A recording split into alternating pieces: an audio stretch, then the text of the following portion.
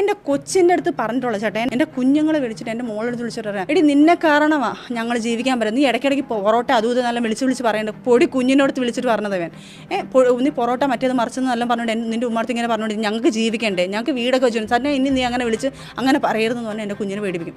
കുഞ്ഞ് വീട്ടിൽ വന്ന് 2 ദിവസം ശനി ഞായറും എൻ്റെ അവിടെ വന്ന് നിൽക്കുന്നത്. ശനി ഞായറും വന്ന് നിൽക്കുമ്പോൾ പഠിപ്പിക്കാൻ തന്നെ പേരും പറഞ്ഞ് കുഞ്ഞിനെ പിടിച്ചിരുത്തിയിട്ട് ആദ്യമൊക്കെ ഞാനത് ചിന്തിക്കുന്ന പോലുമില്ല ഫിറോസ് ഇങ്ങനെ ചിന്തിക്കും എന്നുള്ളത്. കുഞ്ഞിനെ പഠിപ്പിക്കുന്ന രീതിയിൽ കുഞ്ഞിനെ അടിക്കുമ്പോഴത്തേക്കും എന്തോ അടുത്ത ആഴ്ച വരുമ്പോൾ കുഞ്ഞിന് പേടി വരും ഇങ്ങോട്ട് വരാൻ, സൈക്കോ രീതിയിൽ.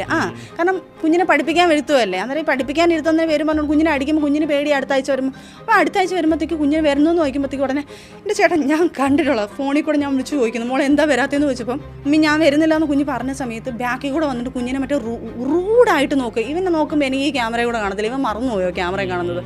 ഇത് കണ്ടിട്ട് ഞാൻ അതും പറഞ്ഞുകൊണ്ട് ഞാൻ വിളിച്ചു. എന്നിട്ട് ഈ പ്രശ്നം കുഞ്ഞുങ്ങളുടെ പേരും പറഞ്ഞുകൊണ്ട് പിന്നെ അതും പറഞ്ഞുകൊണ്ട് തർക്കുക. ഇവള് മരിച്ചു പോയായിരുന്നെങ്കിൽ